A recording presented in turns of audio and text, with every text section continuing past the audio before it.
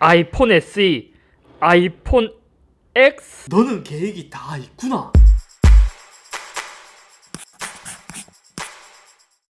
안녕하세요, 이스입니다.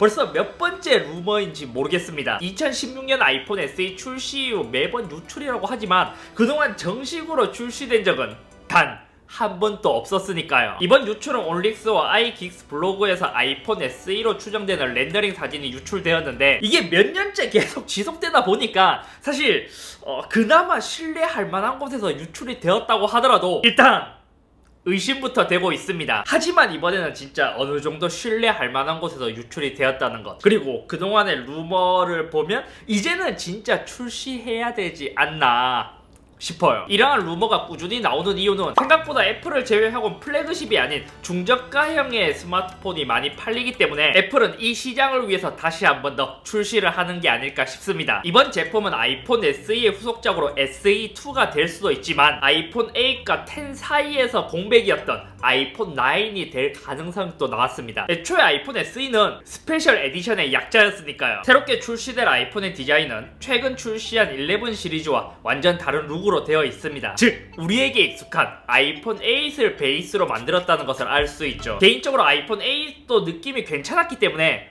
뭐 나쁘진 않아요. 하지만 애플은 디자인을 비슷하게 혹은 거의 동일하게 하더라도 내부의 하드웨어는 새롭게 디자인을 하는 경향이 있는데 이 렌더링 역시 두께가 기존 7.3mm에서 7.8mm로 약 0.5mm가 더 두꺼워졌습니다. 카톡티는 여전히 존재하고 있으며 특이한 부분은 뒷면의 아이폰 8과는 좀 다르게 아이폰 11 프로 시리즈에서 보여주었던 무광 유리 소재를 사용한 것으로 추측됩니다. 또한 최근 애플 아이폰의 트렌드인 애플 로고 또한 중앙으로 이동한 모습을 볼 수 있죠. 다만 11 프로 시리즈에서만 무광 소재이고 그냥 11은 유광을 사용했는데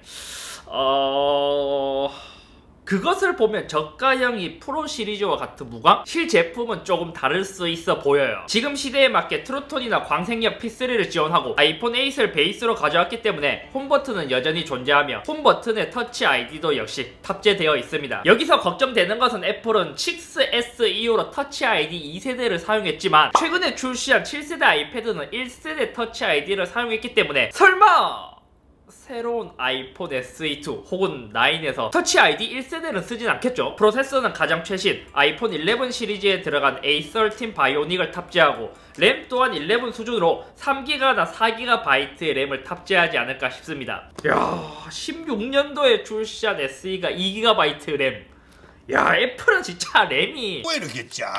가장 기대하고 있는 것은 카메라인데 애플의 행보를 봤을 때는 11 시리즈의 메인 광각 카메라를 사용했을 수도 있습니다. 어쩌면 가격을 생각했을 때는 10할 것을 재활용했을 수도 있고 나머지 추측해볼 수 있는 것은 8을 베이스로 하고 있기 때문에 IP67 등급의 방수 방진, 이어폰 단자는 뭐 기대도 안하고 용량은 설마 얘도 16기가와 32기가로 출시했는데 스타트 용량부터 32기가 에이 설마! 용량에 대한 정보는 아직까지 없습니다. 하지만 렌더링 사진을 보면 좀 특이한 부분이 있었는데 A 시리즈의 색상이 화이트와 골드는 전면이 화이트였지만 이번 제품은 화이트 색상임에도 불구하고 전면은 블랙으로 되어 있다는 것입니다. 이유를 추측해보자면 삼성도 중저가 스마트폰에 거의 베젤리스에 가까운 디스플레이를 탑재하고 있기 때문에 상대적으로 태평양처럼 보이는 A8의 베젤을 조금이라도 가리기 위해 전면 블랙으로 통일한 게 아닐까 싶기도 해요. 가장 최근에 플래그십인 11 시리즈와 비교한다면 아쉬운 점이 많겠지만 아이폰 SE라는 이 포지션 자체는 딱 기본기에 충실한 스마트폰이에요. 제가 갖고 있는 SE도 아이폰 5 베이스의 내부 하드웨어만 교체를 해서 어느 정도 부품도 재활용을 했지만 저렴하게 나온 폰이죠. 애플이 그나마 잘하는 것은 가격이 저렴하더라도 최신 프로세서를 넣어준다는 것.